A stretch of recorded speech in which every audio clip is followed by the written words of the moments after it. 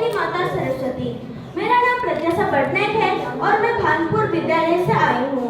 यहाँ उपस्थित गुरुजनों, विचारक मंडली तथा मेरे छोटे बड़े भाइयों और बहनों, हम सभी जानते हैं आज साइंस सेमिनार का अवसर है और इस पर मुझे सतत विकास के लिए बुनियादी विज्ञान, आह्वान और चुनौतियों पर कुछ बोलने का अवसर मिला है, इसलिए मैं खुद को भाग्यशाली मानती हूँ।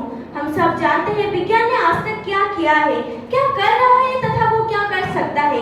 विज्ञान आज ब्रह्मांड में और कहीं पे जीवन की संरचना तथा जीवन है या नहीं उसका पता लगा रहा है। हम सब यह मत जानते हैं कि विज्ञान किस तरह से हमारे जीवन को सरल एवं सुखमय बनाता है। यहाँ प्रश्न उठता है कि संपोषणीय विकास क्या है। संपोषणीय विकास एक ऐसा विकास है जो कि हमारी आगामी पीढ़ी की आवश्यकताओं को पूर्ण कर सके, साथ ही साथ वो परिवेश को बिल्कुल भी क्षति ना पहुंचाए। 1992 में ब्राजील के रियो डी जेनेरियो में 171 देश की सम्मेलन में यह प्रस्ताव गृहीत हुआ था। तभी बहुत सारे वैज्ञानिकों ने बोला था कि हम बिना विज्ञान के विकास कर नहीं सकते। तभी बहुत सारे लोगों ने यह मत बोला था कि प्रकृति एक ऐसा पदार्थ है जो कि हमारे जीवन को सरल करता है तथा हमारे प्रतिदिन व्यवहार आने वाले कार्यों में प्रकृति का ही अवदान होता है। हम जो भी कर रहे हैं, जो भी जी रहे हैं, उसमें प्रकृति का ही अवदान है। यहाँ तक कि हम जिस घर में रह रहे हैं वहाँ की प्रत्येक वस्तु में प्रकृति का ही अवदान है। बहुत से लोगों ने यह मत बोला था कि प्रकृति को क्षति ना पहुँचाकर हमारा विकास संभव ही नहीं होगा, क्योंकि हम प्रकृति के बिना कुछ भी नहीं है। जैसे पानी के बिना मछली होता है, वैसे ही हम प्रकृति के बिना हम मनुष्य हैं।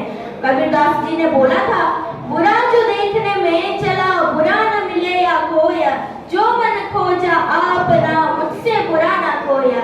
इसका अर्थ यह है कि मैं जब संसार में बुराई खोजने लगा तो मुझे कहीं पर भी बुराई नहीं दिखा, लेकिन जब मैं अपने अंदर झांक कर देखा तब मुझे पता चला कि मेरे से बुरा तो कोई है ही नहीं। इसलिए हम दूसरों को दोष ना देकर हम खुद अगर सचेतन हो सके तो हमारा प्रकृति का तथा संपोषणीय विकास ये सच हो सकता है। इसका संभावना 50% है, क्योंकि हम ये गारंटी नहीं दे सकते कि हमारी आगामी पीढ़ी इस पर क्या पदक्षेप लेती है।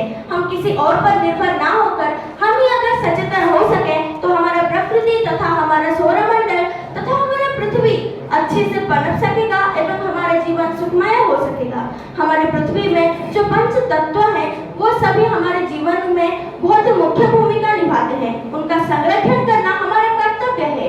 हम जिस भारत भूमि में रहते हैं केवल उसी का ही नहीं, संपूर्ण विश्व का रक्षण तथा हमारे प्राकृतिक संपदा का संरक्षण हमारी जिम्मेदारी है, जो कि हमें करना ही चाहिए। भले ही हमारी इच्छाधीन कार्य हो, लेकिन हमें इसे बाध्यतामूलक बनाना चाहिए। हमारे केंद्र सरकार श्रीयुक्त नरेंद्र दामोदर दास जी ने बहुत से कार्यक्रम अनुष्ठित किए हैं। नृत्य, संगीत, कविता, डिबेट, बहुत सारे कार्यक्रमों के द्वारा संपोषणीय विकास पर बहुत से लोगों ने मत व्यक्त किए हैं।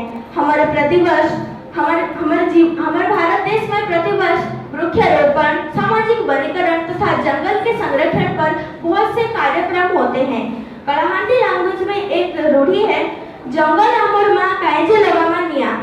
इसका अर्थ हम सब जानते हैं और इसको हमारे जीवन में कार्य में मध्य लगाना चाहिए। हम यह मध्य जानते हैं कि विज्ञान हमारे लिए कितना इम्पोर्टेंट है।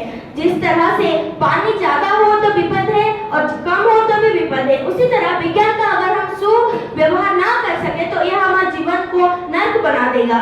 इसलिए हमें अभी से ही इसके ऊपर सचेतन होना चाहिए, ना कि फिजिकली बल्कि मेंटली मध्य हमें इस पर सचेतन होना चाहिए। अगर हमारी मेंटली ग्रोथ होगा तभी हम हमारे आगामी पीढ़ी को सचेतन करा सकते हैं। हम हमारे आगामी पीढ़ी के लिए कुछ नहीं छोड़ रहे हैं। हम जिस तरह से पेट्रोलियम का यूज कर रहे हैं, हमारे आगामी पीढ़ी को तो ये पता भी नहीं चलेगा कि पेट्रोलियम है क्या। हम इसलिए सौर शक्ति का व्यवहार करने के साथ साथ सीएनजी चालित यानों का व्यवहार करना चाहिए। हमारी जो इलेक्ट्रिसिटी है वो ज्यादातर पानी से मिलता है, लेकिन हम अगर सौर शक्ति से वो बनाएं तो फिर हमारे